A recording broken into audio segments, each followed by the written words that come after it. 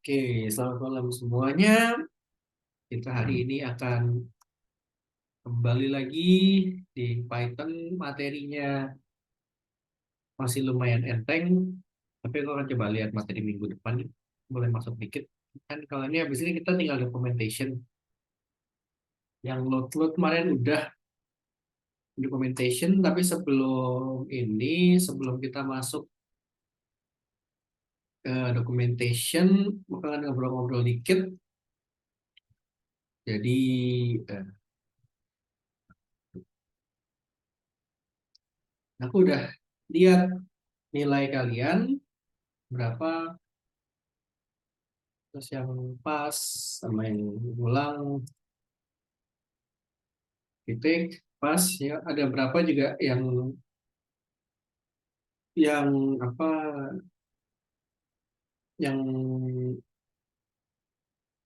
eh, titik udah ini udah apa chat ke aku, berapa konsultasi, ya appreciate.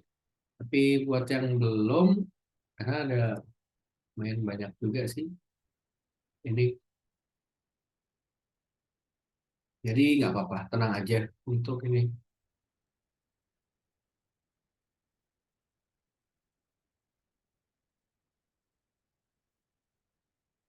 Karena eh,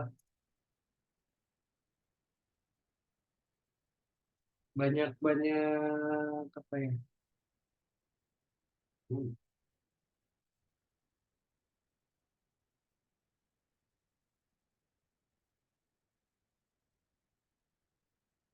banyak faktor yang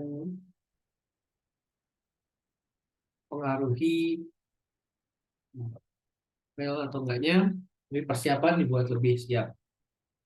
Kemarin aku udah kasih berapa ini beberapa artikel tuh, kita tolong dibaca. Nah, buat yang mepet-mepet, tenang aja, pasti bisa.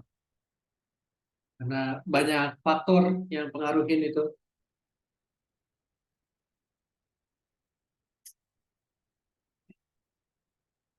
Cuma kalau ada yang masih bingung, terus wah ini masih mau apa discuss ini kira-kira gimana, ya coba kabarin aja. Ya kalau paling gamis sih aku ini lagi. Tapi kalau ada jam kosong, itu bisa discuss atau lewat chat. Ini masih bingung nih Kak, materi masih bingung, apa kabarin aja. Terus setelah itu, yang kemarin ada yang ditanya lagi, hari Kamis itu gimana? Apakah ada kelas atau enggak? Jawabannya adalah Kamis ini kita nggak ada kelas dan nggak ada kelas pengganti juga karena memang benar-benar libur. Jadi karena itu eh, karena memang tanggal merah ini tanggal berapa? Kamis tanggal 28 kita semua libur, materi juga lagi enteng, kita selebrasi.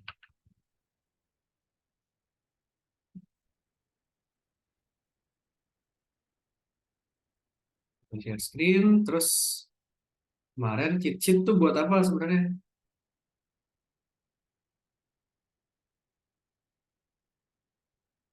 Oh iya, sama video udah aku upload semua ya.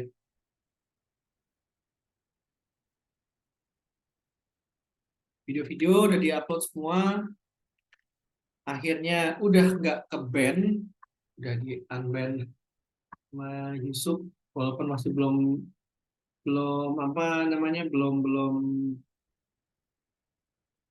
eh, masih belum di apa namanya sih, masih belum verified ya, working. Oke, kalau buat yang lain, kenapa kau mau kasih SQL cheat sheet bukan buat ujian tapi untuk struktur?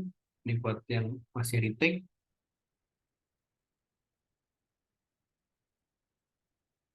Nah, SQL cheat sheet basic banyak sih. Jadi selain aku kirim juga hmm, bisa dipakai. Tidak, jangan dipakai untuk ujian. Tapi kalau misalnya kepepet ya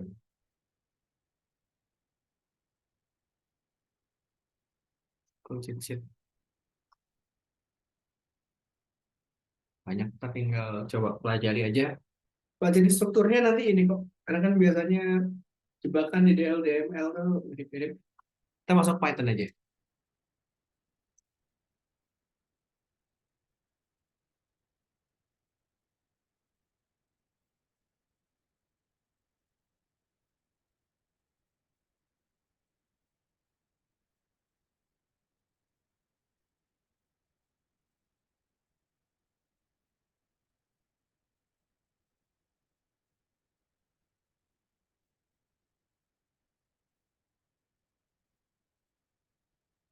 Nah, untuk materi hari ini kita sebenarnya lebih apa ya,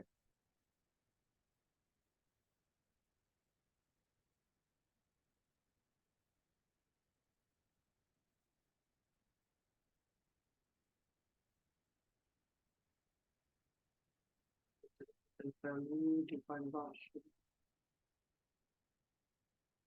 define. Oke. Nah, terus sambil buka materi yang minggu 3,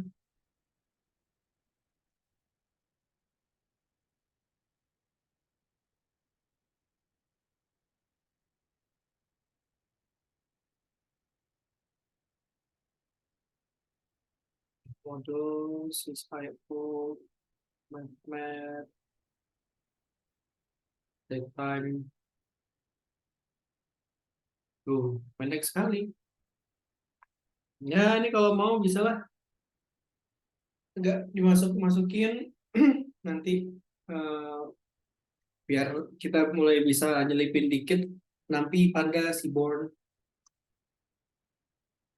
Karena yang di Python ini kita nggak ada ujian, nggak ada sertifikasi, banyak project juga baru mau dibahas akhir minggu depan. Speaking of which, PR summary mau minggu lalu aja, 1 minggu dikumpulin Jumat, atau mau dikumpulin atau mau digabung sama week 1 week 2.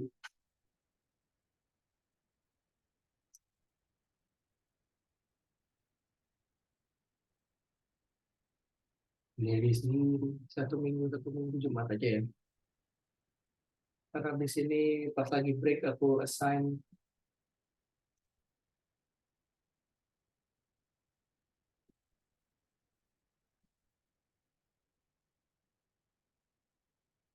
Bukan, beda. Jadi sertifikasi data analis itu bulan habis Python selesai, setelah minggu 3 baru masuk materi. Materinya kalau menurutku sih agak ngulang database. Tapi kalau pun misalnya just in case yang database-nya belum lulus, ya nggak lulus, terus ngambil ini bisa kok. Materinya mirip-mirip sama dulu pas lagi ngerjain ini juga apa ya, soal lebih mirip yang di Gmatrix mirip-mirip semua. Jadi nggak sampai yang nanti Pandas Born dan kawan-kawannya RFM.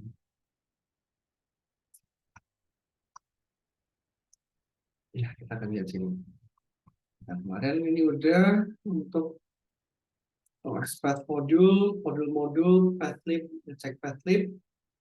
Ini kita dokumen code segment. Indentation ini kayak tab. Tab ini terdiri dari begitu kita pencet tab, lampunya mengganggu. Jadi tab itu kayak 4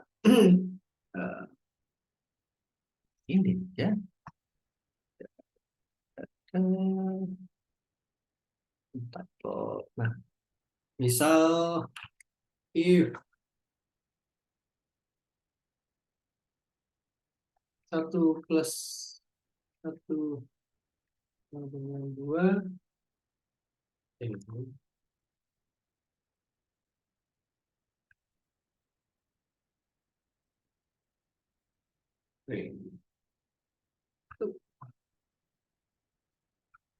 Betul.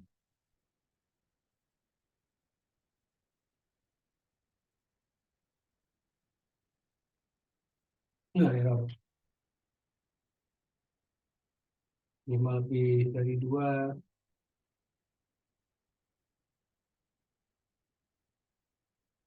dapat error. Hei,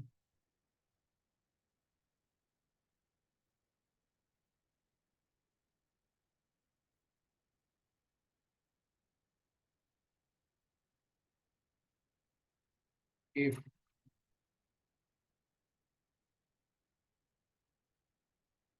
4 yang besar kali 2.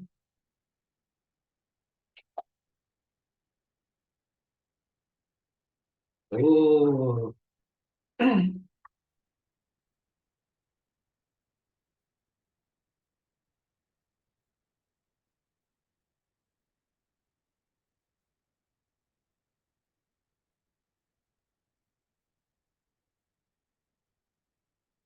aku coba contoh indentation.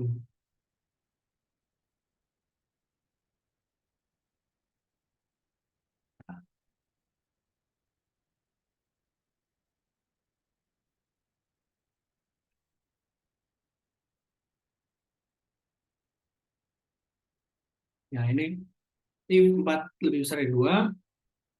Statementnya apa? Else titik 2. Kita coba.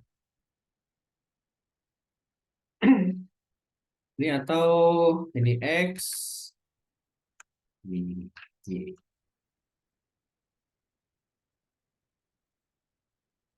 X sama dengan 8, Y sama dengan 2.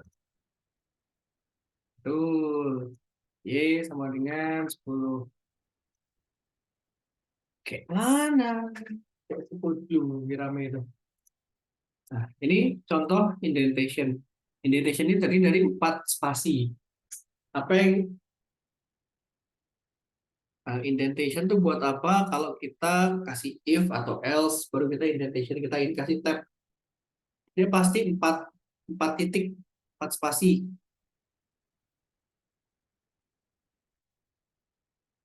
Terus yang kali ini pertama nggak boleh indentation.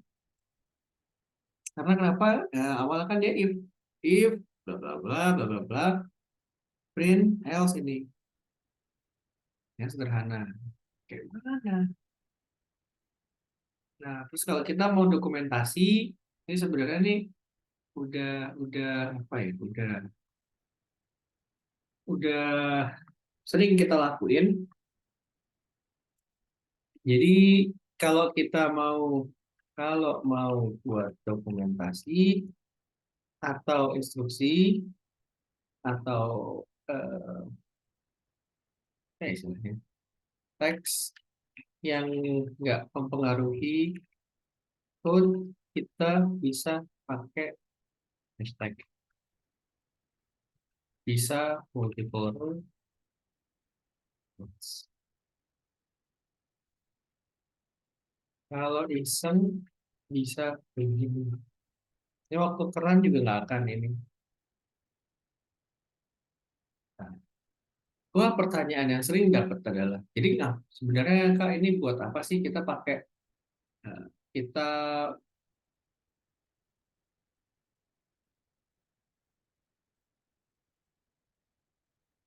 kita pakai ini kita pakai ini buat apa sih? Pakai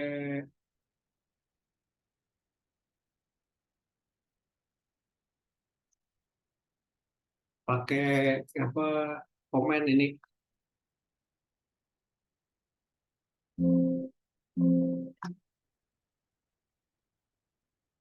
sebenarnya komen ini, coba kalau misalnya kita buat sekarang kita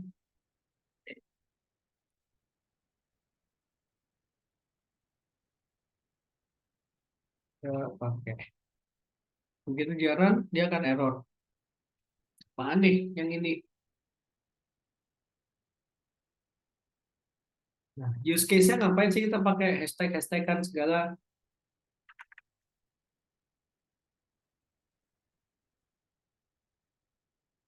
Nah, kita coba ambil contoh hmm, GitHub kali ya, e-commerce data set.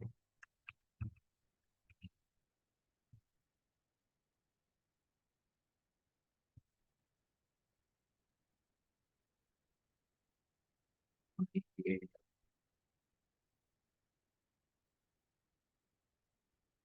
Nah, ini kita model mana?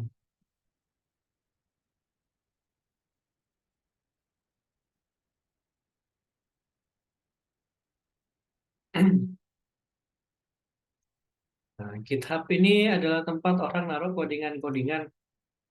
Nah, diambil, pinjam. Ini kalau udah expert,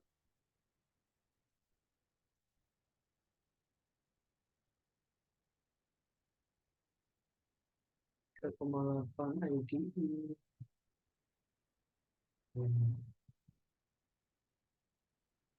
Ini contoh kalau analisa orang yang udah jadi. Nah, untuk dia bisa kayak gini, bisa di run script ini dia mau pakai lah crash. Nah, ini koleksi teks.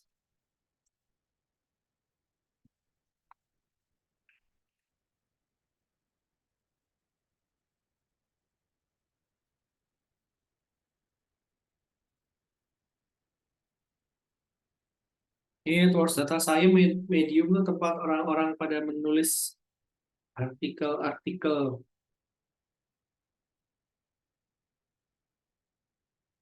Mana ya?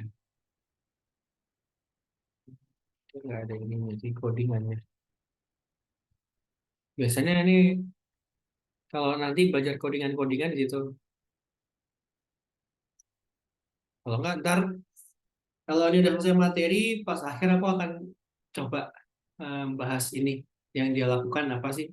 Kan kita sebenarnya udah bahas yang penting-pentingnya Python. Yang ini dokumentasi ini. Nah, kalau kita mau bikin agak panjang,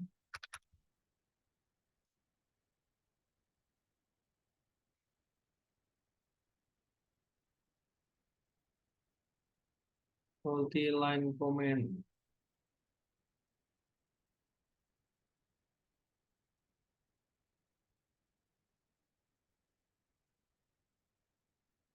Ini, ini, kenapa begini?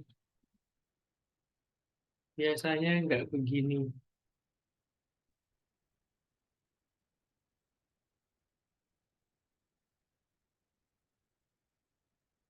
Nah, ini multi-line comment.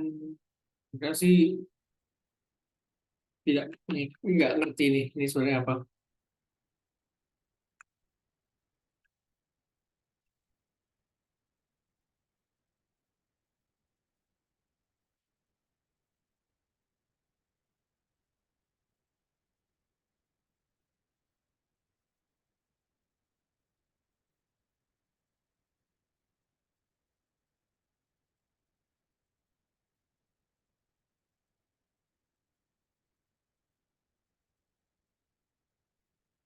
Biasanya kalau nggak ini.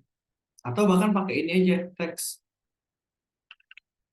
Nggak bisa untuk nulis teks.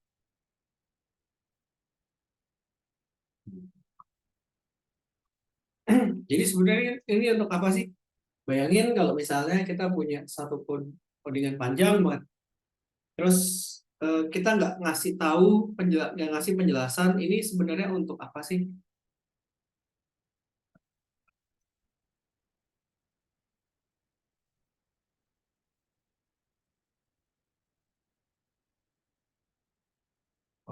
ini ya. Coba buka Google Colab yang mana.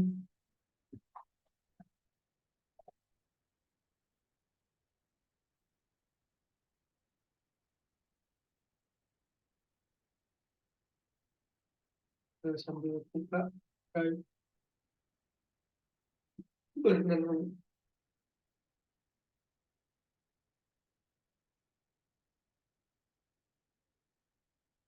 Oh iya,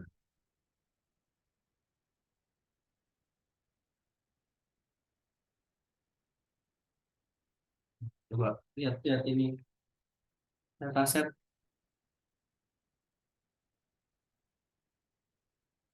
Google Colab enaknya gitu. Ya karena integrate sama Google Drive.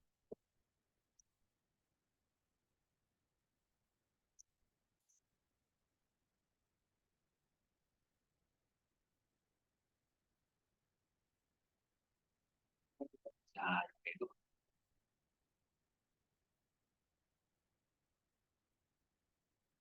Tapi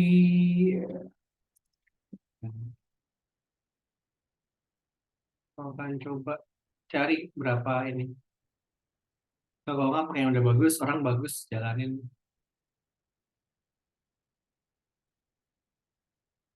Nah,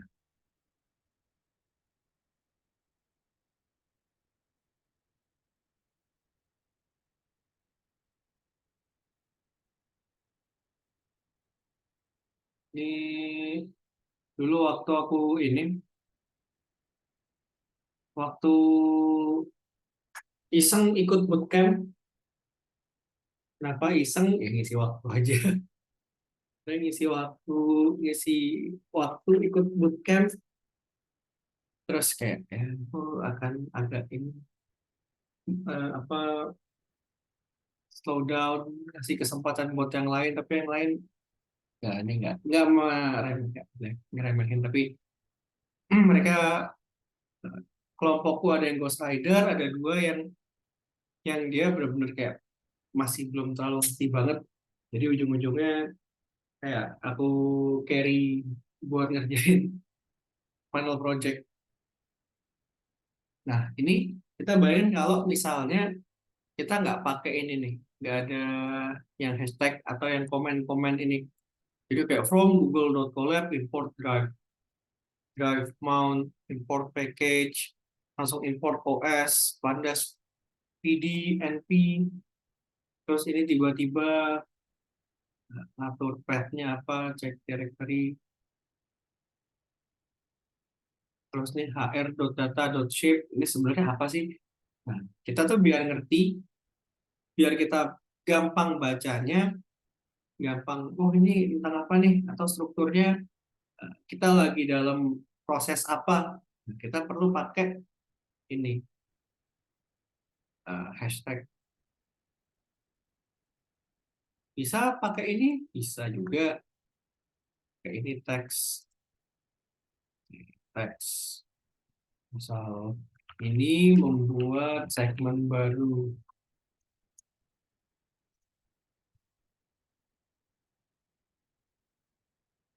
lokasi baru, terus gedein.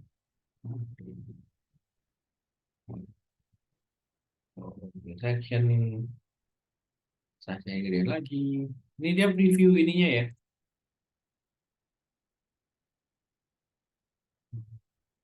Heading. Tadi heading satu, heading 2, heading 3. Kita pakai ini. Terus kalau dalam codingnya, misal kita tengah-tengah, ini kayak turun ke bawah. Ribet. Dikit data, visualization, matplotlib,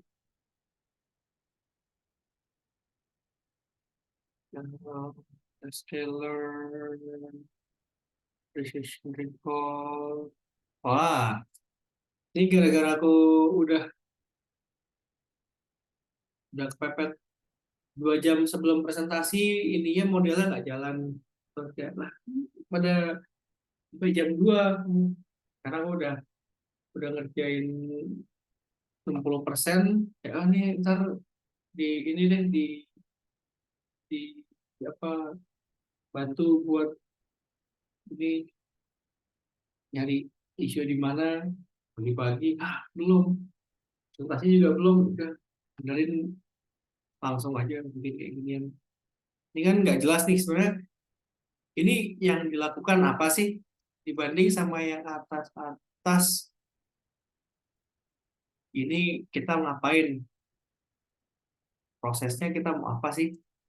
Nah, kalau kita coba cari yang panjang-panjang misal kayak tengah-tengah ini akan penting karena bla bla bla bla bla bla bla. Itu perlu penjelasannya biar nanti orang lain misal kalau aku ambil contoh kita ngambil kita pakai inner join bukan left join kita inner join terus ada penjelasannya kita menggunakan inner join nah.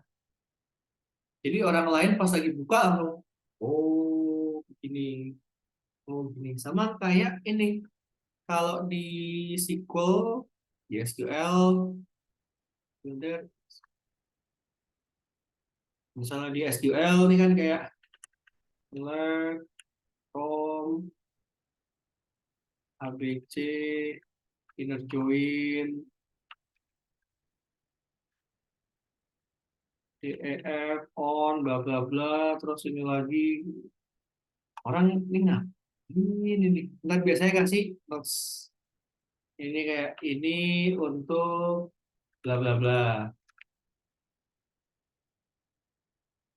ini untuk tabel bla bla bla biar nanti orang yang bantu kerjaan orang yang ngelihat ini kita ngelihat kerjaan kita ngerti oh ini tentang ini oh ini purpose-nya untuk ini karena kadang-kadang orang perspektifnya beda kenapa nih buat gini kan padahal bisa yang lain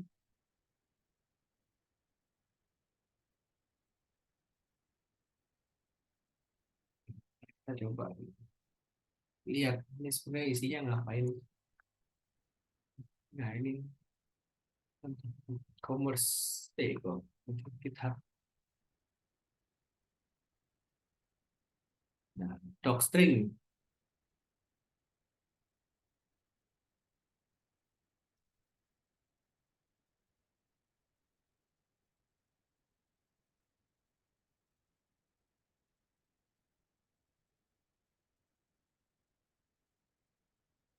coba cari untuk gue di sekolah dong ya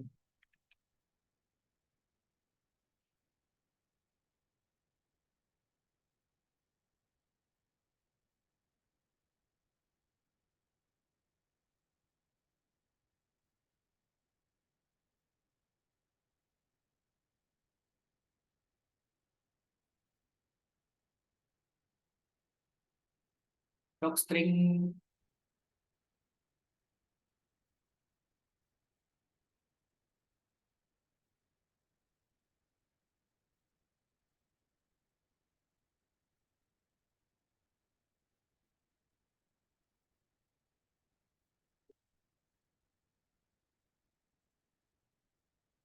si docstring itu bantu kita untuk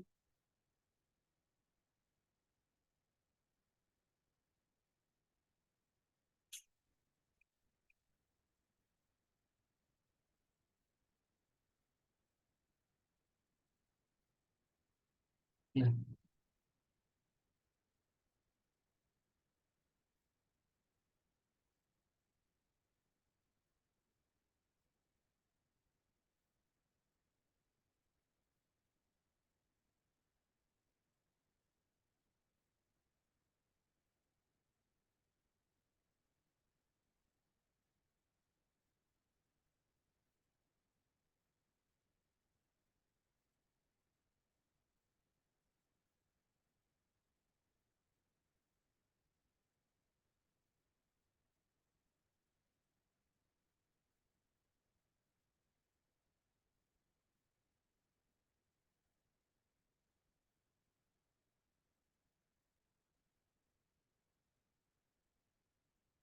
define function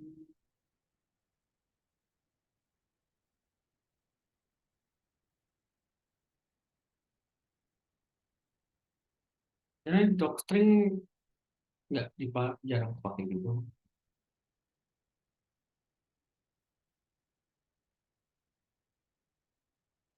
Karena aku kasih ini deh, aku skip dulu aja. Karena ini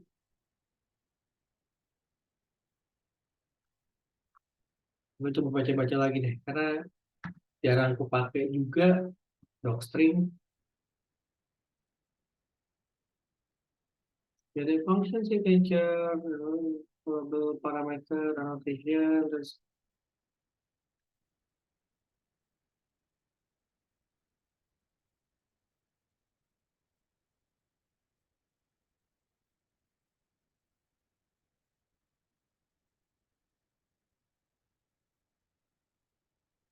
coba untuk ngikutin ini.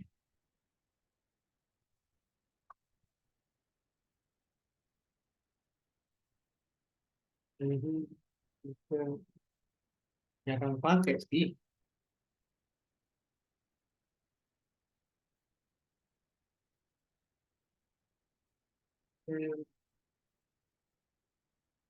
Oh, nih,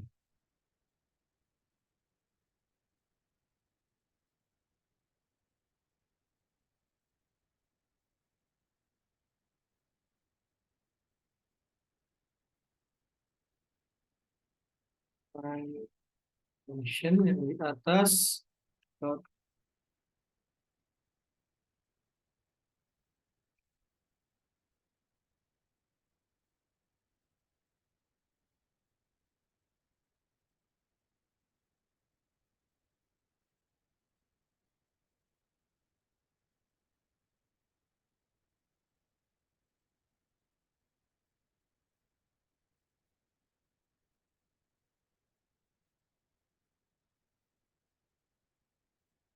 nah, ya, tip, tip.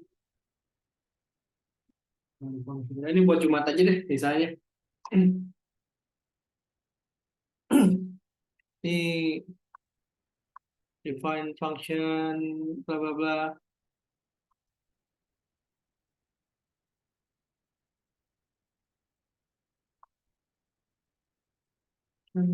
Functions, ini can be define application. Masih lumayan penting.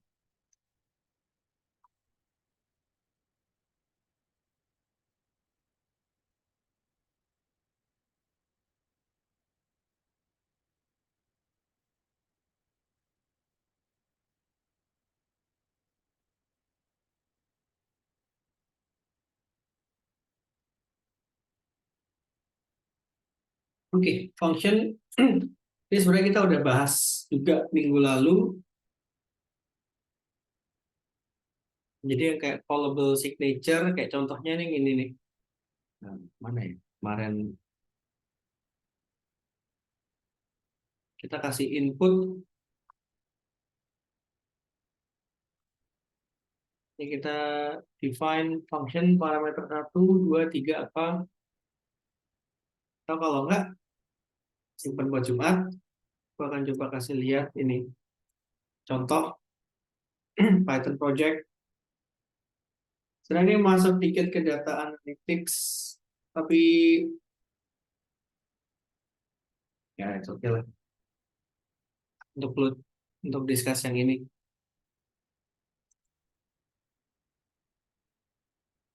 Karena kalau yang materi yang ini sih agak apa ya, aku lebih prefer untuk kita bahas yang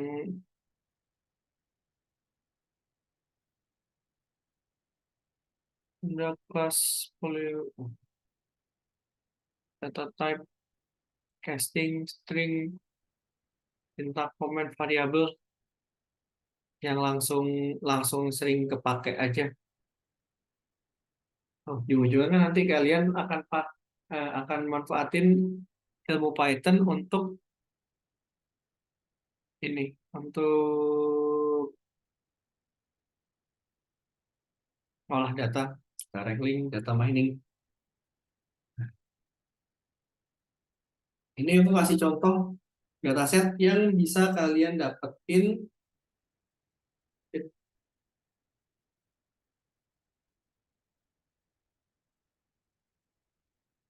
dataset yang bisa dataset analisis orang pakai GitHub.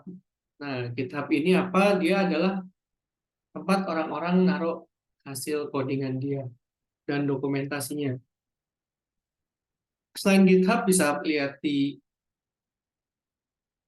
Towards Data Science atau Medium atau banyak tempat lain. Tapi di sini aku lagi pengen pakai GitHub. Nah, di sini kita bisa langsung lihat notebooknya dia, terus gimana cara dia bisa run, gimana analisis dia, insight-nya kayak gimana. Nah, ini contoh. Ini contoh codingan orang.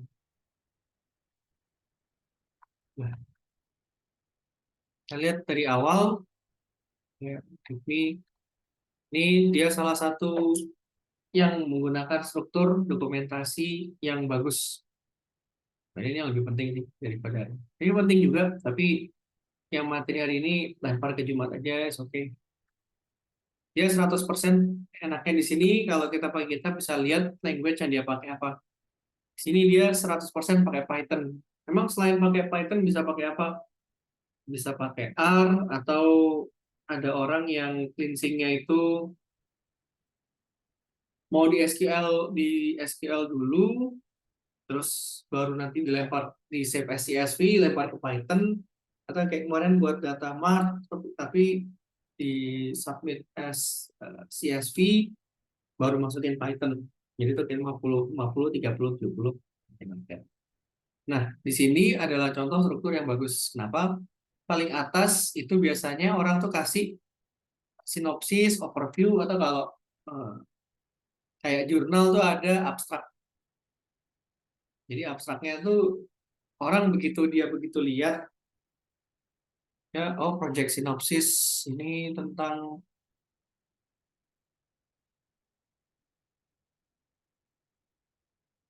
e-commerce dataset, insight information, sudah cek it. Sebenarnya ini quite informal, tapi biasanya kalau aku project sinopsis atau overview itu kayak this project menjelaskan tentang apa, uh, yang ini yang why yang kemarin aku bahas why itu di sini sebenarnya. This project menjawab misalnya uh, insight utama e-commerce dataset yaitu bla bla bla yang didapatkan dengan dan hasilnya bisa digunakan sebagai ini suatu. Karena itu ini adalah contoh yang why how what framework ini kepake. Karena juga framework project management itu bisa dipakai, tapi nanti agak nanti masuknya kalau sesi cerita Nabi pas data analytics belum dimasukin, belum transfer file. Nah, terus ke bawah kita lihat project tools-nya yang dipakai apa aja. Data, nah, dia pakai Python sama Jupyter Notebook. Jadi apakah dia pakai library di sini jelasin? Dia nggak dijelasin library-nya apa. Tapi dia cuma bilang Python 3,8 sama Jupyter Notebook. Jupyter Notebook itu kayak apa? Dia itu kayak Google Colab. Ya, sebenarnya sama-sama aja sih. Terus dataset description ini lebih ngejelasin ini datanya didapat dari mana, tentang apa, terus ya inilah yang kayak copyright ininya, dari mana dapatnya, siapa yang nerbitin, terus range-nya kapan sampai kapan, terus kasih konteks dikit. Ini kan ada empat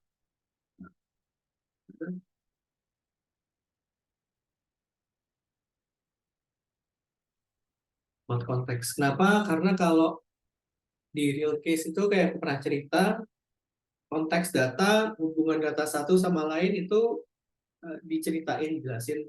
Jadi nggak ada tuh yang kayak, wah ini kita punya data set, tapi kalian harus cari tahu sendiri ini yang, Bapak, Bapak garis miring Ibu, kan Anda minta tolong kami, kenapa malah kayak sok uji-uji, padahal kan kalian kasarnya minta tolong bantuin dong, ini kita punya data tapi nggak tahu cara ngolahnya. Itulah ini brief konteks atau penjelasannya ini apa sih. Terus next adalah metodologi. Ini proses prosesnya ngapain? Dia input library, dataset, processing, terus EDA. Nah, EDA, exploratory data analysis itu apa? Ini agak jadi kayak ini.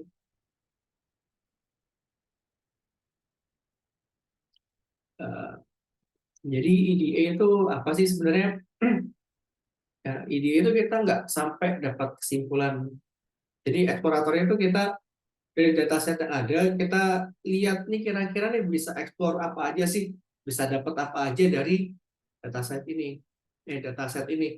Terus kalau nanti kita bisa run, kita udah lihat nih, oh ternyata ada sedikit hint, kita bisa pakai approach ini loh, atau kita bisa lewat sini, kita bisa analisa tentang ini. Jadi di sini dia belum sampai kesimpulan. Kita intip dikit.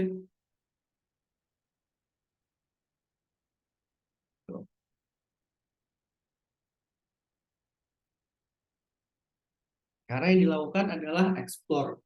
Nanti kalau EDA ini dia nggak ada hipotesis testing. Dia belum sampai hipotesis misalnya faktor paling berpengaruh adalah ini nggak. Tapi dia cuma lihat, dia bersihin datanya, dia analisa, terus nanti kita akan lihat, oh ini kira-kira kalau kita mau perpanjang riset ini, kita bisa lihat ini, dan kita bisa dapetin ini. Nah, kalau misalnya ada yang mau ditanyain, ya apa langsung begini aja. Terus baru bab ini analisis. Kalau diingat-ingat, lihat-lihat nih bentuknya mirip skripsi atau mirip kayak jurnal. Ya, mirip-mirip lah. Strukturnya orang kalau kerja juga kayak gitu. Jadi nggak nggak jurnal banget. Jurnal kan ini satu. Karena orang kalau orang kerja juga biasanya dia nggak bilang oh metodologi. Kecuali kalau data scientist yang dia benar-benar lihat ini menggunakan studi dari seorang data analis, biasanya yang penting reportnya ini gampang dibaca. Dia nggak terlalu perlu apa ya kayak metodologi yang ribet-ribet. Makin simple makin bagus, insight-nya makin bisa di highlight makin bagus. Ya, terus next ini baru masuk analisis proses. Ini pertama yang kita lakukan adalah import library dan package. Dia ini pakai Panda, Seaborn, Matplotlib, NumPy.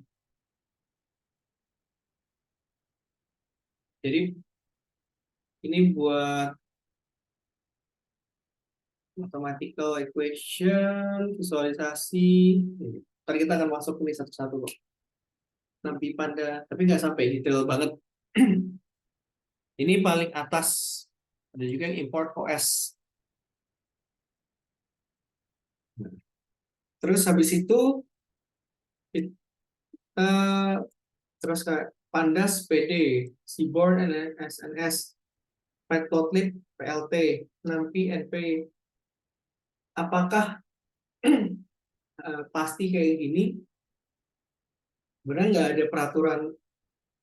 ada peraturan bakunya. Cuma ini yang kalau kemarin aku bilang itu kayak generally acceptable term, atau yang semua orang ya pada ini semua. Nampi itu pasti NP, Pandas itu pasti PD. Ada nggak orang yang Pandas itu NP? Pernah lihat ada orang dia emang salah aja sama teman kerjanya. Import Pandas SNP, Nampi SPD dibalik. Jadi kayak dia troubleshooting, ini kenapa codingan gue nggak bener-bener. Dia lihat atas ya lah, Ini psikopat nih. Anda sudah bertukar. Nah, terus next, ini kita DF ini data frame atau data yang kita pakai apa? Ingat, ini kayak kemarin, bentuknya hampir sama. Dia data frame, pandas, ini namanya read.csv, pandas, read, yang kayak kemarin kita read, formatnya apa? CSV. Dan kalau kemarin ini, ya ini cuma open-open aja ya. Oh ya, belum sampai ini. Ini kita read underscore CSV. Apa yang dilakukan? Kita minta si pandas tools ini dia untuk membaca dalam format CSV. Ini dia pakai apa namanya? Nama file data. Engine pakai Python. Terus data frame ini kok kita nggak bahas ini sebelumnya? Iya, karena ini memang punyanya si pandas. Kan kalau enggak kita agak ini aja deh, agak jadi pemberontak dikit. Kita belajarnya pada nanti aja baru yang materi ini. Lebih penting nggak ya, penting-penting nggak penting sih, karena yang lebih sering dipakai aja. Karena kalau pandas dia bentuknya data frame ya. Terus ini head ini untuk apa? Untuk melihat contoh paling atas, sampling sederhana. Jadi kita lihat berapa line paling atas, isinya apa. Benar nggak sih filenya ini yang kita mau pakai? Data invoice note, stock code, delivery, quantity, invoice date, unit price. Kalau salah, kalau kan kadang-kadang kita nama file data, satu data dua, kayak file tugas akhir satu, tugas akhir satu dua, tugas akhir final final final banget, kayak gitu. Nah, pas kita cek benar. Kalau ini udah benar, kita baru masuk pre-processing. Pre-processing itu apa? Proses kita ngelihat ini data bentuknya apa sih? Terus kita ada data kosong nggak? Perlu kita bersih-bersihin nggak? Terus nah, pasti apakah sama? Nah, ini prosesnya ya kurang lebih sama.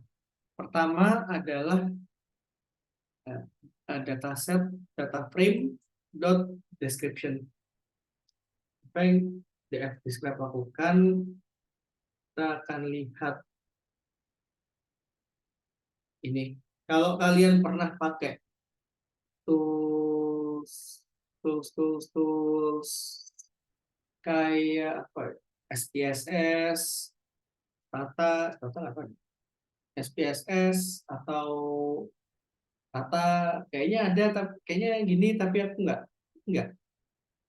ini ya, aku nggak terlalu familiar. Aku SPSS, EViews sama Structural Equation Modeling yang pernah aku pakai. Jadi di sini kita ngelihat jumlah datanya berapa, count, ini sama nggak jumlahnya? Oh, ternyata kuantitinya beda. Ini description invoice ID 54.000, 541.000. Jadi sama-sama. Loh, kok description-nya ternyata ada kosong berapa ini banyak. Signifikan nggak? Oh ya udah skip dulu aja, kita lihat belakangan. Invoice date, unit price, customer, ini country. Ini kenapa customer ID-nya? Jadi skip. Jangan ada yang salah, ntar kita lihat belakangan. Unique dari invoice ID ini, unique ID sini, sisanya duplicate, stock code, terus paling tinggi berapa, terus frekuensi di berapa kali, mean, standard deviation, rata-ratanya berapa, terus standar deviasi itu apa? jarak antar satu sama lain. Ya, standard deviation paling kecil, terus kuartil kuartil bawah, tengah, atas, maksimum. Ini gunanya untuk apa? Sebenarnya sih kita untuk melihat bentuk atau jenis bentuk datanya dia dulu.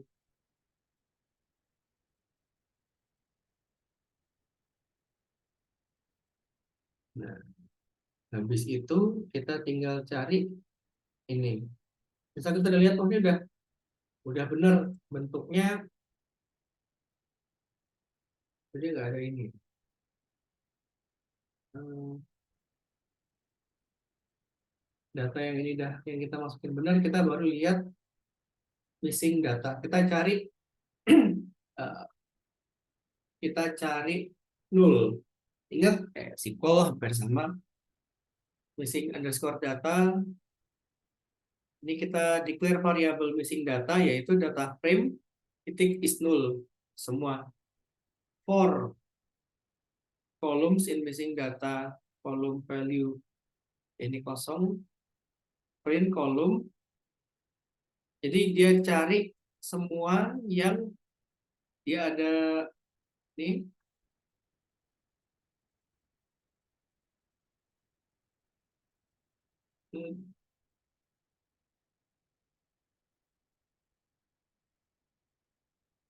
Nah, ini ada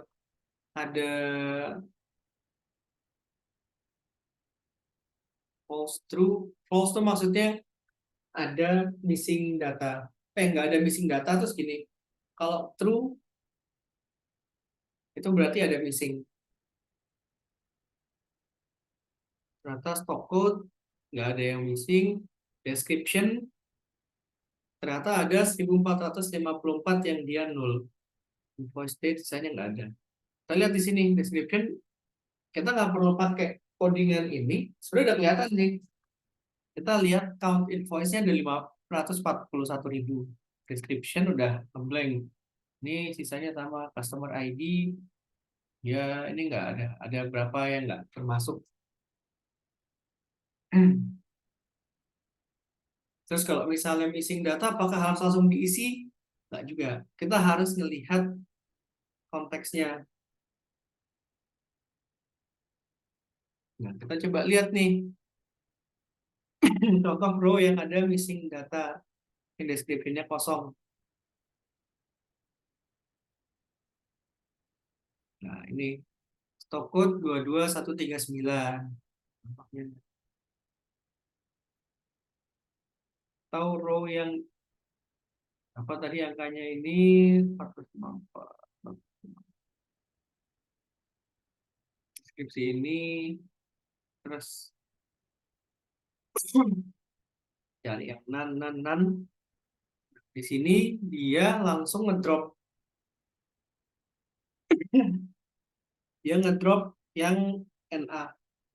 Apakah semua yang yang dia description-nya null atau none di sini kan data not available tuh harus di drop. Kalau orang biasanya bilang, oh ini kalau null data drop, null data drop. Kalau aku bilang enggak. Kita harus lihat dulu kenapa null. Kok gitu?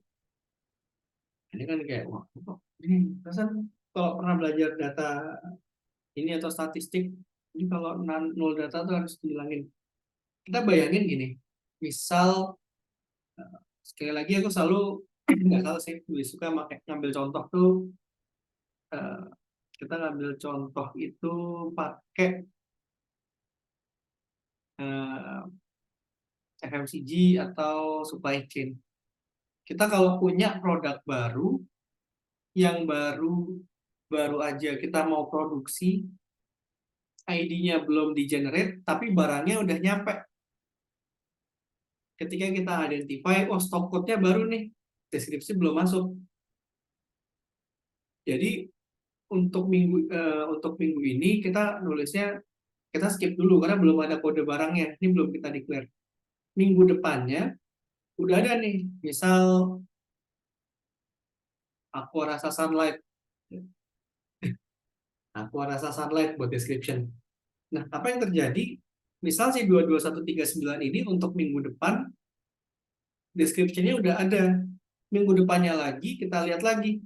Oh, ternyata ada juga Aqua rasa sunlight.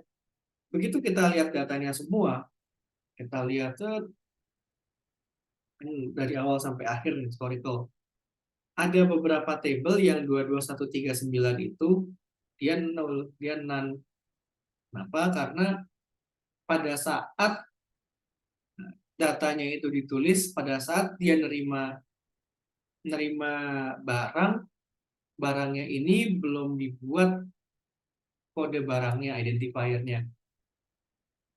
Ini contoh lain ya, kayak misalnya ini orang jualan baju, jangan yang ngetrip, tapi dia produksi baju yang kayak sablonan lah, atau gimana gitu. Dia ada produk baru, baru banget jadi, terus mau langsung dijual. Kan ada chance kalau dia belum buat kategori barangnya, tapi barangnya udah nyampe duluan. Terus orang kayak, oh ini biar langsung dijual. Pokoknya stok kita tulis aja kode sekian, deskripsi barang baru atau gimana. Maka inilah nul. Case lain kalau gini gimana? Bisa jadi kalau kayak gini kita lihat dulu stop code-nya yang sama. Ini di sini kayak data analis ini agak sedikit detective work. Apa? Karena di setiap anomali data kita harus lihat nih, kenapa kok dia bisa ada anomali? Kenapa dia bisa nul? Oh, kita lihat stop code. Stop code-nya 2139, kita cari yang lain, yang sejenis. Oh, ternyata ada. Masukin. Nah, terus kalau di sini kenapa dia drop? Di sini kita lihat 2139 unit price-nya 0. 0, 0, 0, 0. Nah, ini berarti tandanya kesalahan input atau barang bonus, barang gratis, atau barang yang harusnya kita langsung drop. Berarti kita harus flip. Jadi ini sebenarnya the art of ini sih, art of analysis. Karena di sini nggak ada yang definite benar atau salah.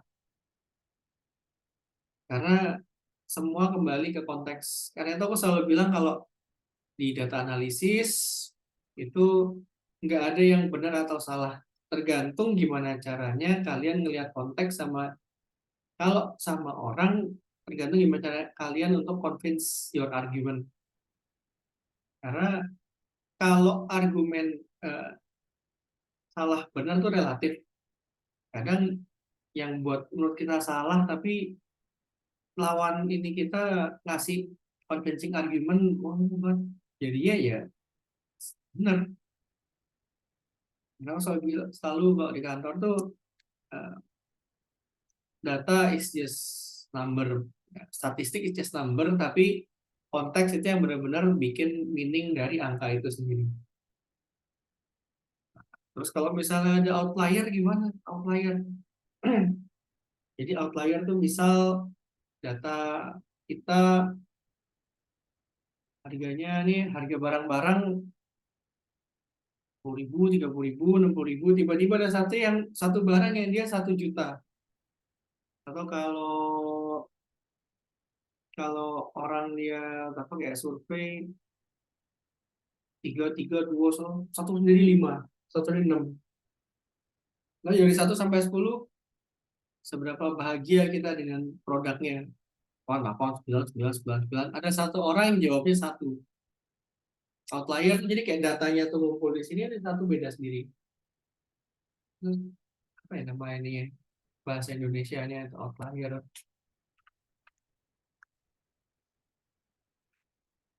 Kan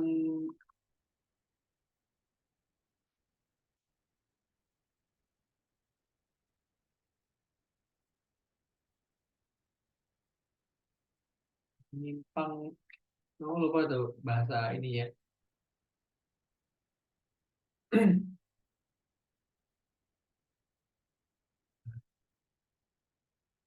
Outlier tuh apakah harus dilihat atau harus di delete atau harus di drop atau ini. Kenapa? Karena kalau outlier, data yang ngawur-ngawur, begitu kita lihat, begitu kita campur datanya, kadang visualisasi itu kayak, aku habis break mau coba cari ini deh, cari contoh. Jadi kalau kita punya data misal 5,3, 2,1, 8,1, 7,1, nanti ngumpul-ngumpul semua. Satu data yang isinya 53. Jadi yang visualisasi yang harusnya tuh kayak naik turun naik turun itu dia kayak nge-flat pada satu yang apakah harus di delete? Enggak tentu, enggak pasti harus di delete. Bisa jadi ada orang salah masukin karena faktor itu kalau survei, karena faktor human factor itu sangat-sangat pengaruh based on my experience. Bahkan kayak orang bank aja submit angka tuh kadang udah dikasih tahu jangan pakai koma, pakai ini, ganti kayak gitu, nggak mau. Nanti angkanya dimasukin report dan masuk terserah nih kalian gitu. Ada nggak kayak gitu, tapi ya inilah gimana cara kita bersihin data. Nanti ngaruhnya di mana, visualisasi juga, hasil regresi atau hasil data processing bisa. Kenapa? Karena bayangin kayak misalnya kita mau coba lihat pengaruh, misal nilai sekolah sama uang ini, uang uang uang uang saku atau uang jajan kasih orang tua. Orang bisa berapa? Juta, 2 juta, juta, juta. Satu orang dia salah di data kita kayak juta, juta, 2 juta, 800.000, 1,2. Satu orang ada 120 juta. Wah, ini outlier, outlier, delete. Atau pas kita lihat namanya Siskapol. Itu nggak perlu di delete dong. Karena datanya itu emang benar. Terus biasanya gimana kita cross check sama data-data lain yang kita punya. Misal kita kan lihat uang jajan berapa, pengeluaran berapa, tabungan berapa, kan kayak contoh soal kan gitu, contoh kalau orang survei. Data 120 juta, terus eh, untuk tabungan dia 400.000, untuk makan 500.000 gitu. Sisanya ini mana? Ternyata dia 1.200.000 tapi salah tulis. Bisa jadi. Atau kalau ternyata begitu kita lihat dia ngisi ngasal semua kayak masukin angka aja, masukin angka yang penting nih gara-gara ada temen yang minta tolong masukin angka. Mending kalau masukin angka kebanyakan 3 atau kayak 1,2 terus 1,2 gitu.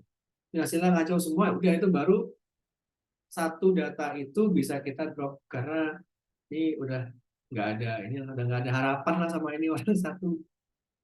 Jadi jangan sampai satu data itu merusak data secara keseluruhan. Tapi jangan sampai juga data yang harusnya itu masuk, walaupun dia outlier karena ini deh, lanjut lagi, atau nggak apa-apa, selesai dulu aja.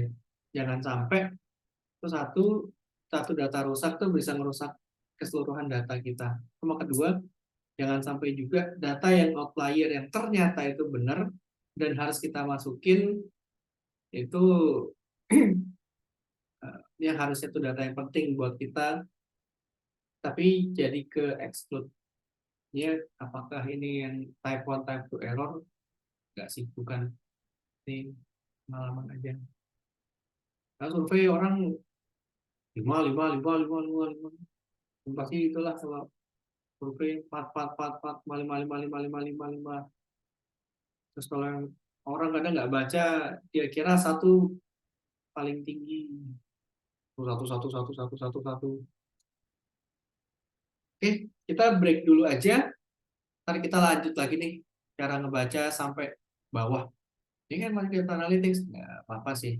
Karena ini menurutku untuk Ini penting juga karena bisa ngelihat outcome kira-kira 2 minggu ke depan, 6 minggu ke depan sih. Kira-kira ini bisa dibaca sendiri. Nah, maksudnya baca sendiri itu kayak udah tahu ini yang dilihat apanya sih. Nah, kita ketemu lagi 8.25. Jadi ganti menit. Oke, sampai ketemu 10 menit lagi.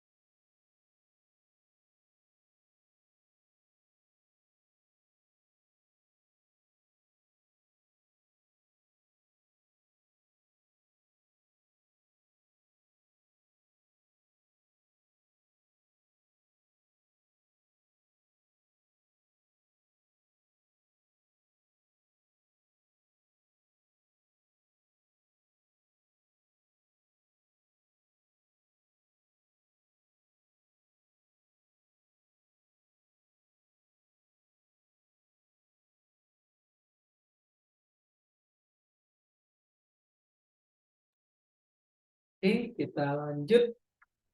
Ini mau kelompok tiga, mau ini main apa, ice breaking.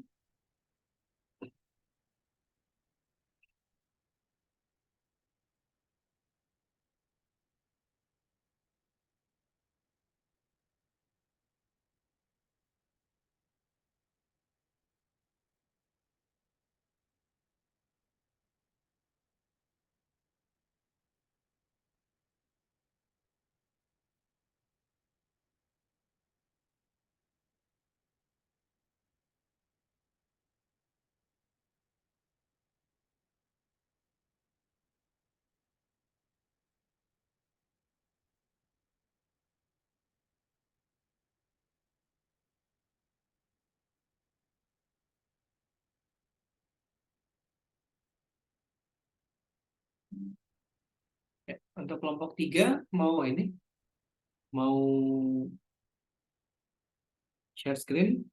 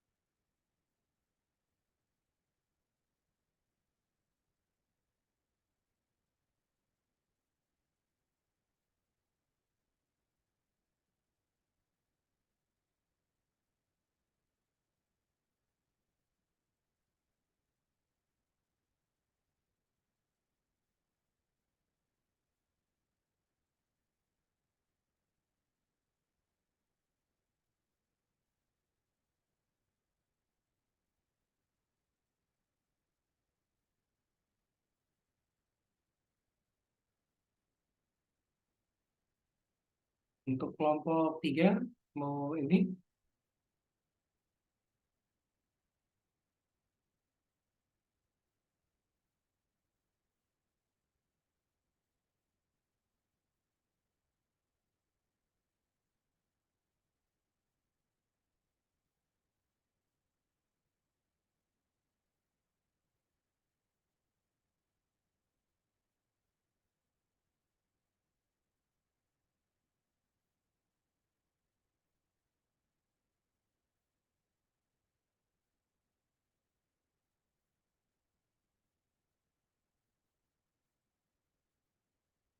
Wah, ternyata, ternyata. Ya, kalau gitu, karena aku lagi tidak menyiapkan cerita Nabi, aku akan lanjutin aja. Kita lanjutkan tadi aja.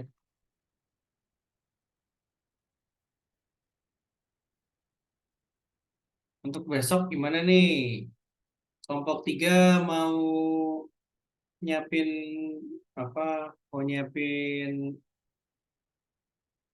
Mau nyiapin ice breaking atau cari games? Kalau nggak cari games ini aja, main rame-rame. Besok kalau misalnya belum siapin, tapi udah lanjut aja. Besok kelompok tiga ini ya, dan skip sampai dua kali, tiga kali dapat piring.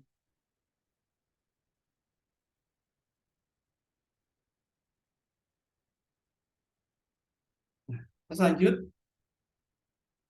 tadi kita udah sampai missing data. Ini outlier nomor berapa ya? Oke. Jadi biasanya kita lihat missing data, ada berapa orang yang dia buat visualisasi biar ada outliernya kelihatan. Ya, tadi rencananya mau lihat. Nah, pakai Excel aja. Nah,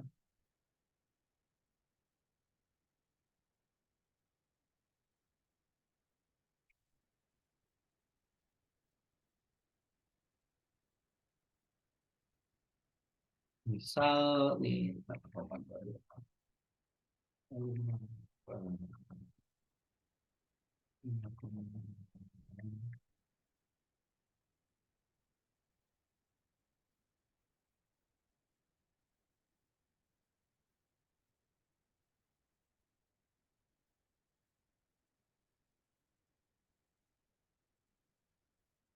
dari ke atas. Nah, kita misal mau bikin,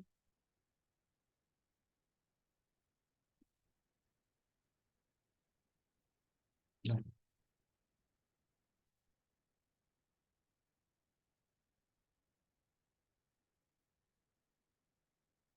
ini contoh kalau kita belum nggak ada outlier. Ada outlier gimana? Luar.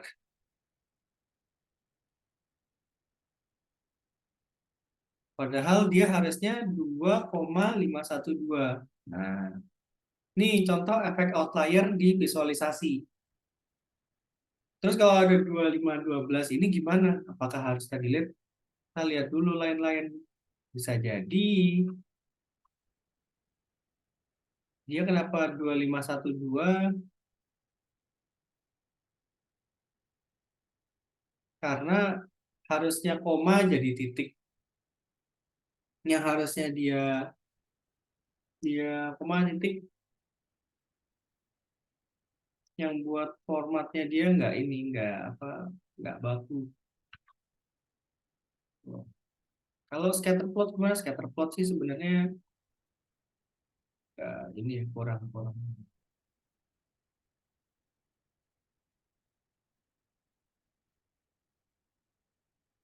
scatterplot.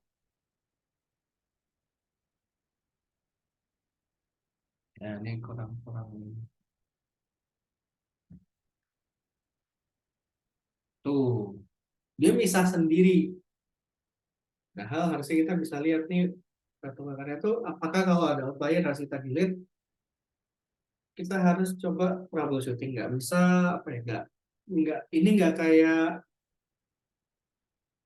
kayak one size fit all, one satu solusi yang harus delete. Tapi kita harus lihat case by case. Bisa jadi dia harus di delete, bisa jadi juga dia sebenarnya nggak perlu di delete, tapi ada salah format. Kalau salah format, kita tinggal edit, change, alter.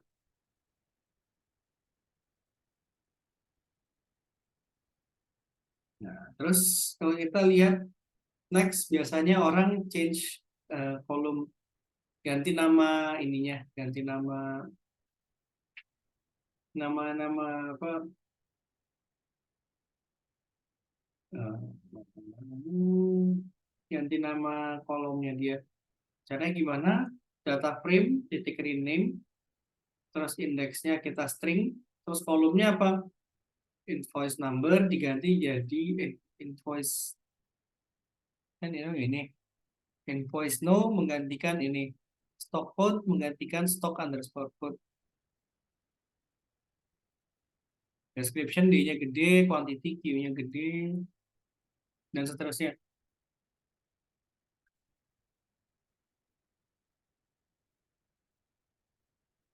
ID dan lain-lain, sampai udah rapi, nama tabelnya udah rapi, kita identify data type. Ini penting data type, kenapa? Kalau dia bentuknya misalnya salah, bisa kita ganti. Nah, ini apa nih? Kok ada objek in 64 float 64? Ini apa? Objek ini adalah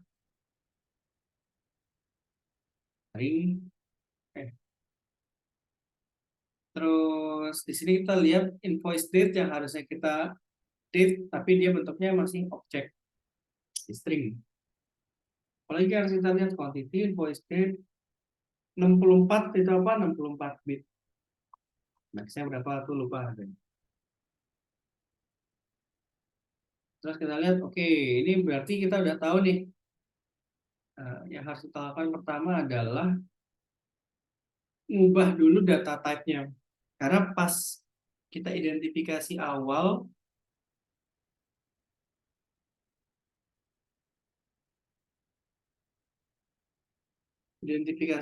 kita lihat kalau sebenarnya ini ada berapa yang bentuknya ini salah. Nah, terus kita ngubah pertama data type-nya invoice date dari dia ini string object menjadi oh by the way aku kirim lagi ini link preferensi.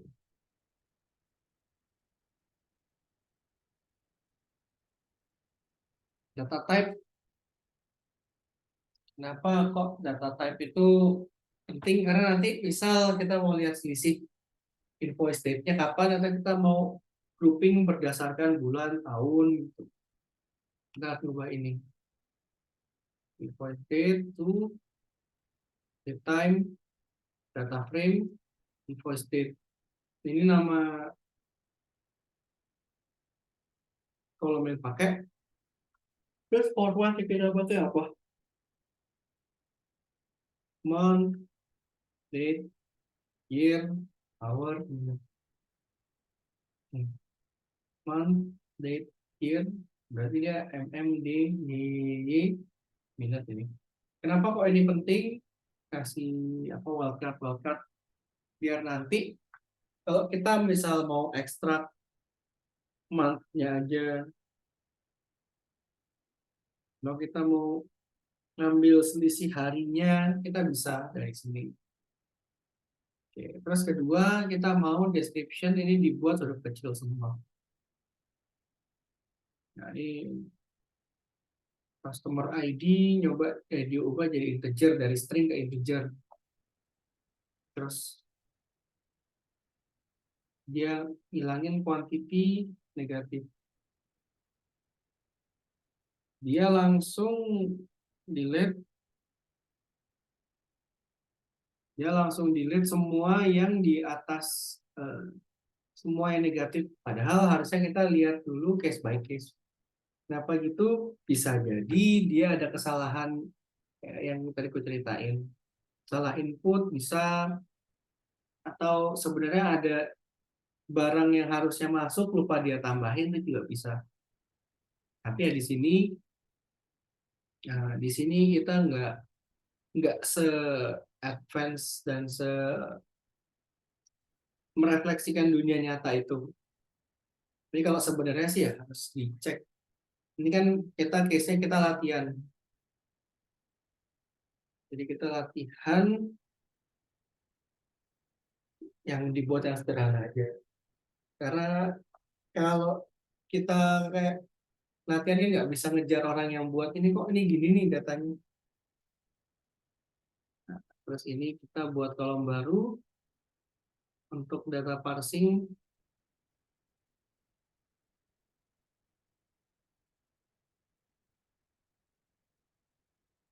Oh, dia pecah. Nah, di sini yang dia lakukan adalah ini kan invoice date.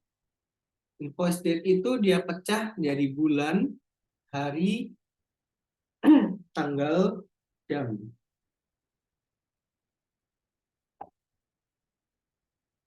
Nanti untuk melihat misal jam yang paling laku pas jam berapa ya? Atau hari apa atau bulan apa?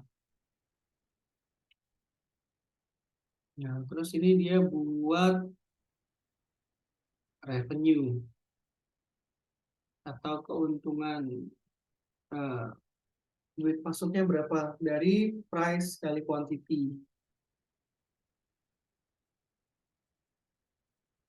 Amount spend unit price kali quantity hasilnya ini 339 kali 6 ya ini kira-kira gitu. Untuk customer ID.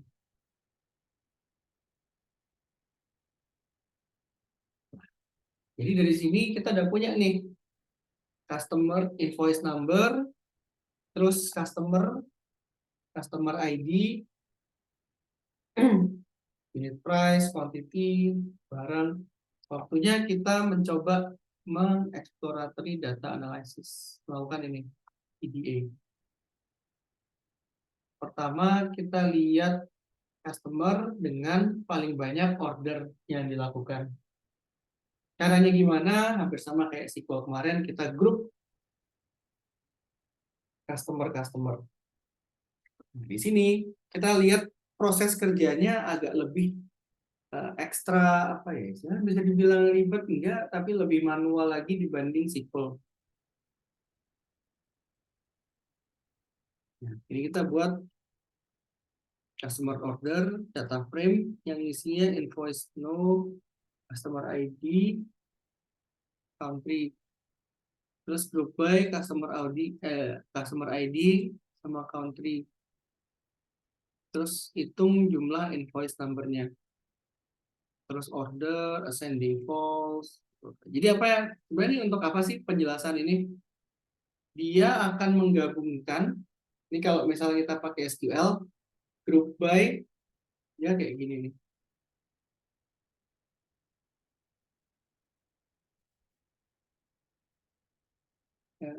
Group by United Kingdom, count invoice no, invoice number. Oh ternyata, terus order by ini jumlahnya berapa? Jadi sebenarnya bukan invoice number tapi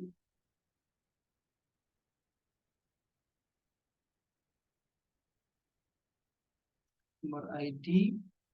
Oh dia nanti customer. Oh dia group by customer ID. Country itu bonus. Terus jumlah invoice-nya dia ada berapa? Group by customer ID, count invoice no. Terus di sini select juga country karena orang ini lokasi di mana datanya dia nggak akan ke agregat lagi karena pasti dia cuma di satu country. Dengan asumsi dia nggak pindah domisili. Bisa pindah domisili? Bisa.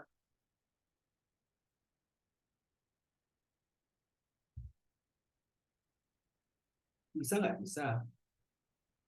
Pindah domisili bisa beda negara atau beda kota.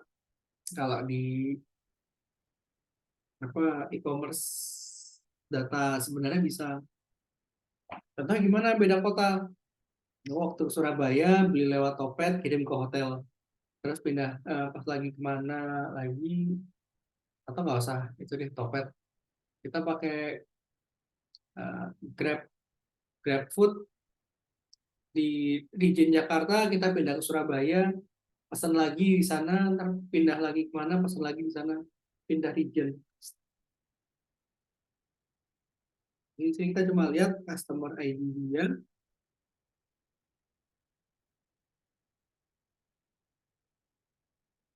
terus jumlah invoice-nya berapa. Ternyata dia 7.487 kali order.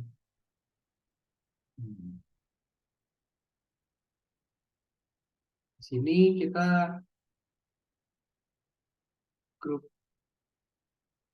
grup. Sebenarnya ini bisa di sort nih, karena harusnya diurutin dulu. Ini nomor satu ini, dua ini, tiga ini, empat ini. Jadi bentuknya akan jadi slotnya kayak gini dia.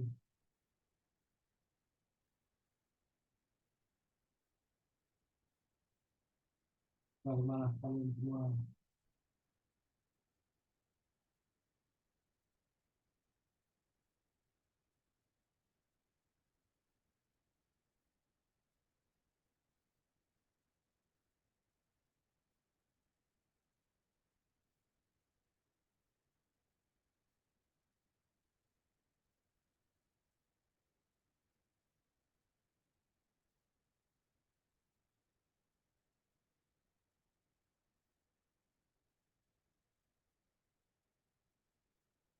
Nah, dibuat kayak gini. Kenapa?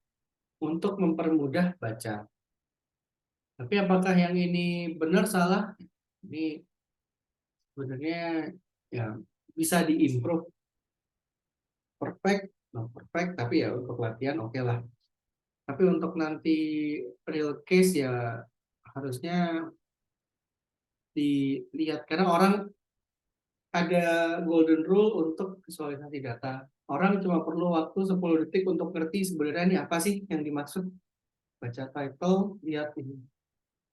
Yang nomor satu mana? Bacanya gini. Kalau kata Outlook kayak mana? Ini urutannya gimana? Ini sama ini gedean mana? Nggak jelas. Terus ya kalau bisa warnanya ini monokromatik. Ini. Nah, ini buat nanti kalau misalnya mau baca-baca juga bisa nih. Nah, ntar pasti akan kasih lebih banyak ini kok contoh-contoh ini yang ini bagus, ini bisa diimprove. Atau kalaupun misalnya ini udah bagus, improve-nya gimana atau alternatif approach-nya kita bisa lihat pakai apa. Nah, terus habis itu kita lihat country dengan paling banyak jumlah order. Ini juga kita lihat kita tinggal group by country count order. Nah, di sini kita lihat ternyata paling banyak UK, terus Germany, France, dan lain sebagainya. Data analis kayak gimana? Kita lihat kok dia UK paling ini ya kalau kita mau bikin prescriptive atau exploratory analysis. Nah, jadi dia perusahaannya di UK. Ini apa ya?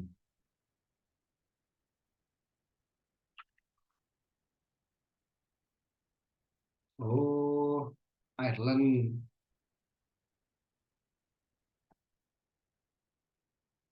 Belgium, Switzerland, Portugal.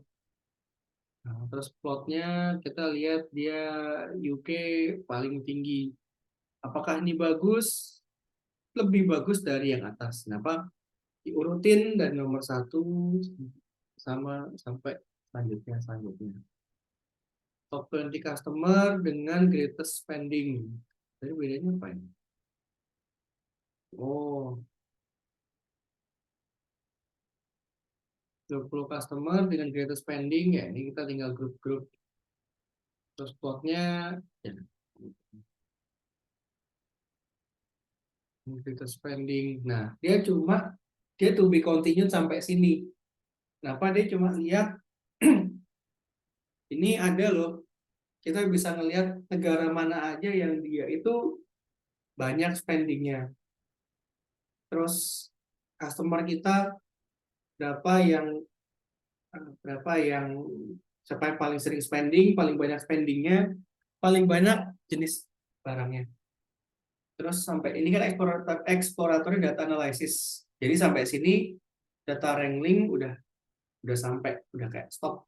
Tapi apakah kita analisa cuma sampai sini? Tentu saja enggak. Dengan contoh kasih contoh beberapa ini impromptu. Nah, aku baru baca datasetnya juga barusan. Ini bisa diimprove lagi, dibuat list dan beberapa hal yang kita bisa lakukan dari data ini. Kan mungkin wah, ini kita bisa apa ini? Kan kalau data analytics buat lebih interaktif, Epic Game nomor buat Epic Game, Figma buat ini aja sih, biar nanti bisa apa dua arah. Karena kalau data analytics 2 minggu pertama aku akan lebih framework cara baca karena mirip-mirip ininya materinya sama yang kemarin-kemarin agak ngulang dikit termasuk visualisasi baru nanti persiapan ujian kita harus lebih siap lagi better prep. Oke, kembali lagi ke sini. Kenapa aku pakai Jam? Karena ada berapa ini enggak idea apa yang bisa kita lakukan. Contoh gini, kita nanti kalau analisis itu kan ada segala macam kayak clustering, regresi. Kita bisa misalnya kita coba lihat stock code barang apa aja yang paling di list dari yang top top 5 top 10 barang paling laku sama 10 paling nggak laku. Nah kan di sini dia fokusnya tuh cuma di negara sama order customer. di customer sama ya, cuma fokus di negara customer. Mereka di sini dia nggak fokus sama produk. Ini aku kasih contoh yang mana yang sebenarnya satu dataset itu kita bisa lihat dengan berbagai perspektif. Kita coba lihat 10 10 barang paling laku dan paling nggak laku. 10 barang paling mahal, 10 paling murah. Kita lihat ada hubungannya nggak tuh nanti. Bisa jadi, wah ini barangnya karena mahal-mahal nggak ada yang mau beli. Ternyata barang-barang mahal tuh paling malah banyak lakunya. Itu barangnya lagi ngehits, lagi ngetren banget. Jadi ya, orang banyak yang beli. Itu contohnya gitu. Ini kan belum coba run data. Terus gimana kalau itu kan EDA, Effort Data Analysis untuk produk. Jadi kita punya perspektifnya dari sisi customer, produk, terus kita juga lihat persebaran datanya gimana. Maksudnya persebaran data kayak gimana? Ini ada file ininya nggak? Data kita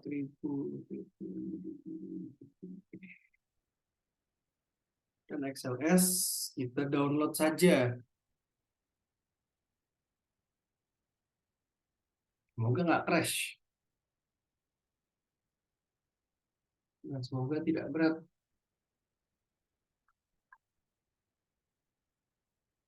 20 megabyte.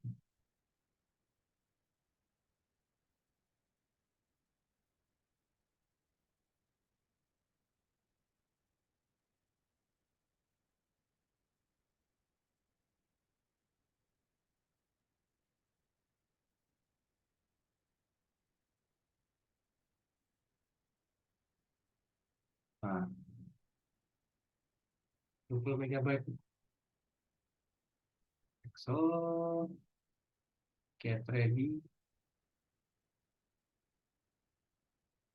Nah, itu sudah jadi. Kita akan menjatuhkan jangkar karena ini agak minta Excelnya kerja Rodi.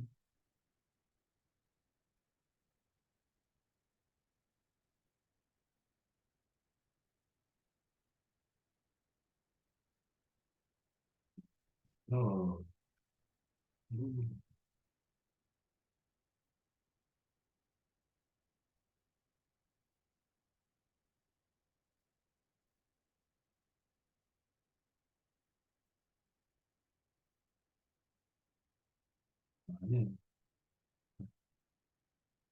notnya aja berat.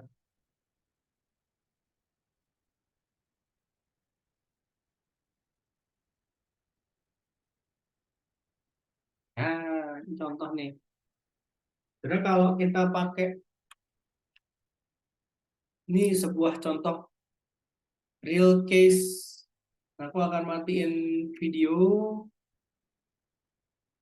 biar nggak berat.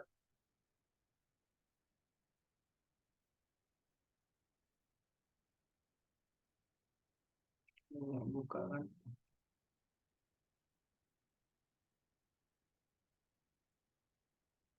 Nah, sebenarnya kalau kita data analisis, orang bilang harus pakai Python, harus pakai ini enggak. Ini contoh ketika data ini udah berat. Ini sebenarnya month day kayak bulan berapa, tanggal berapa, ini jam berapa.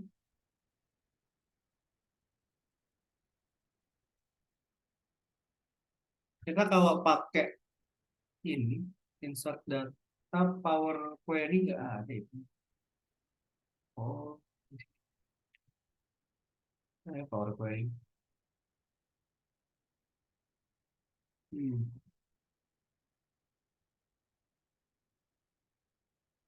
Nih, kalau kita pakai Excel zaman sekarang bisa Power Query. Dia bisa buka jenis kayak SQL, tapi bawaannya Microsoft. Tapi bukan SQL Server.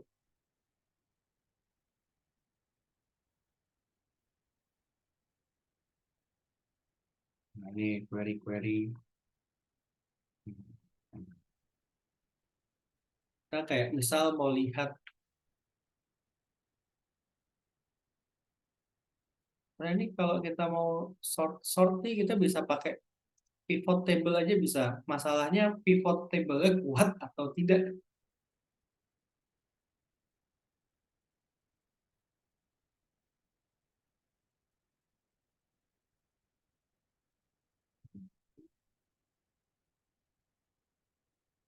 Smart ID. Eh, ini 20 megabyte.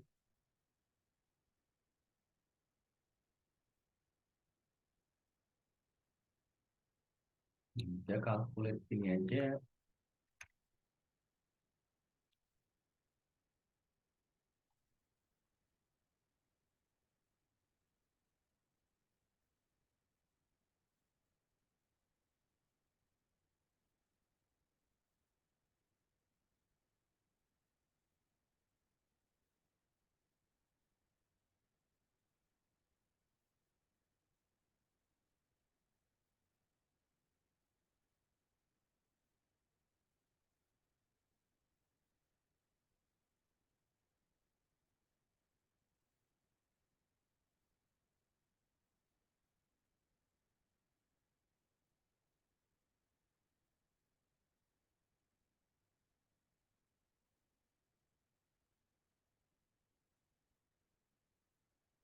Largest to smallest keluarkan total.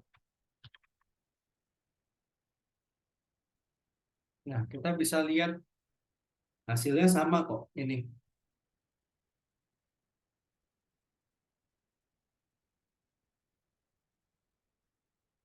kan si paling banyak order 847, 5677, 5111. Ini tinggal kita kasih lagi aja mau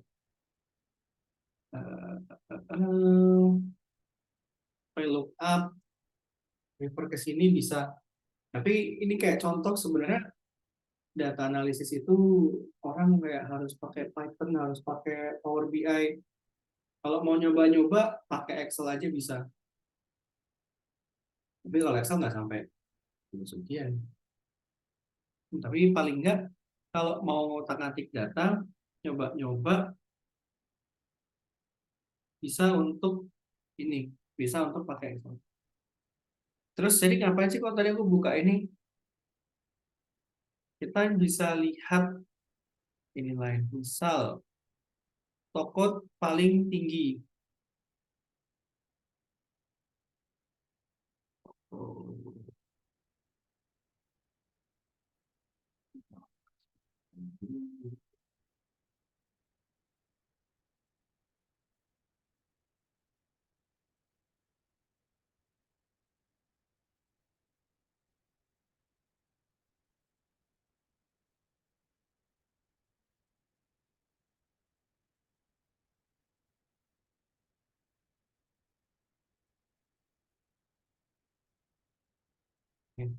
85123A. Apakah ini white hanging t-shirt? Ternyata white hanging heart. Oh, ternyata nggak bisa lihat ini nih, harus kita grup dulu. Terus kita baru lihat total berapa hari ini. Ah, kan crash.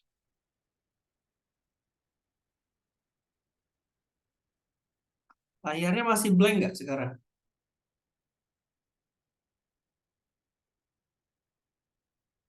Karena kalau misalnya blank, aku akan close in Excel.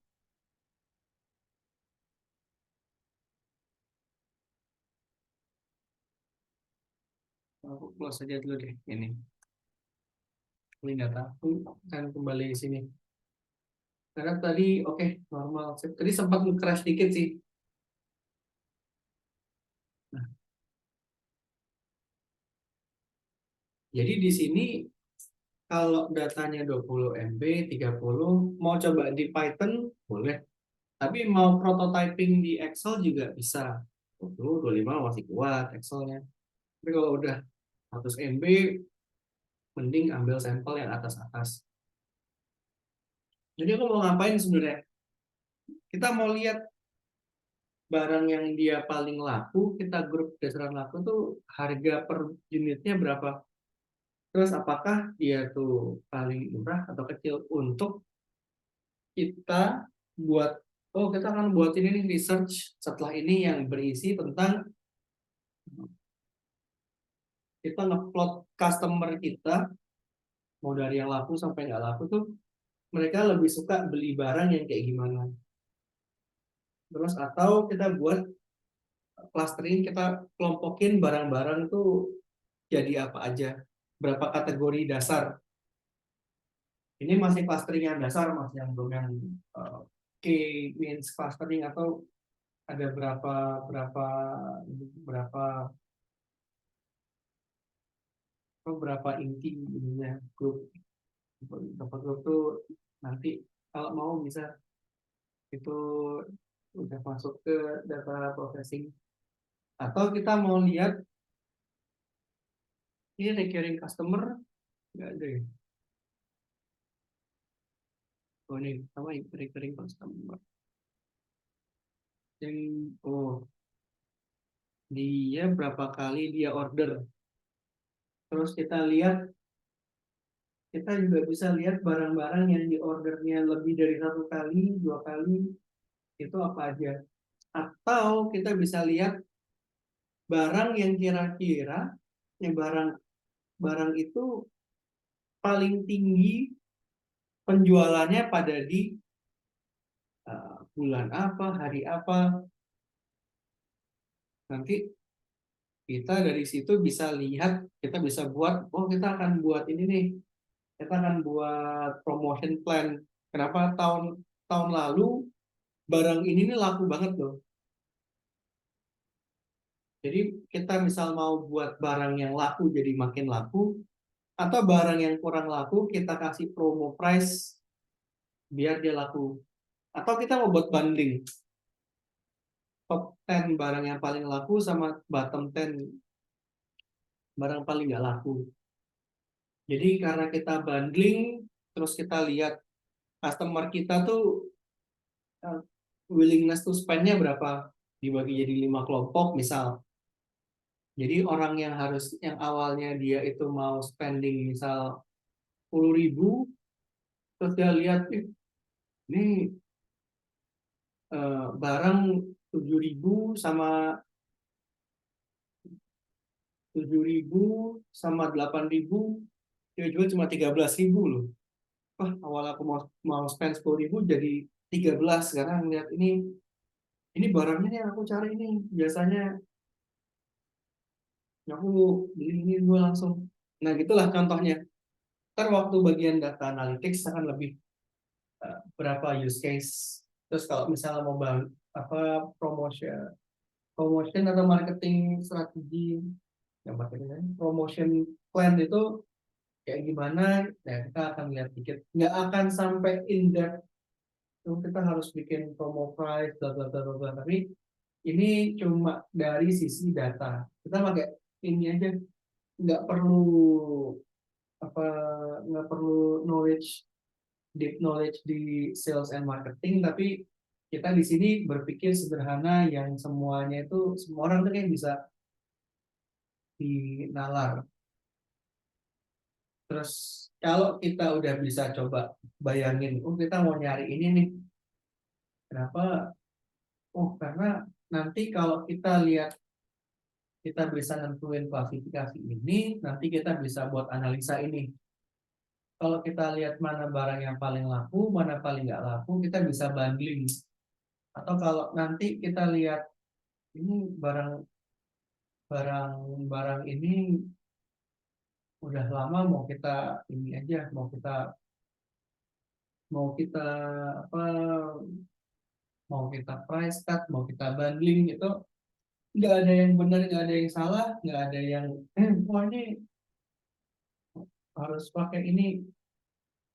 Itu semua akan kembali lagi ke ini, akan kembali ke gimana caranya kita bisa untuk apa ya, package argumen kita. Kita gimana cara bisa ngejelas, bisa argumen kita itu dibuat yang convincing, jadi bisnis case-nya itu jelas, impact-nya itu jelas, terus uh, convincing enough lah. Karena kalau bidang data kadang nggak ada yang definite benar atau salah, tapi yang harus dilihat adalah gimana caranya ide kita ide kita tuh bisa nyampe, bisa kita deliver dengan baik dan bisa mengconvince.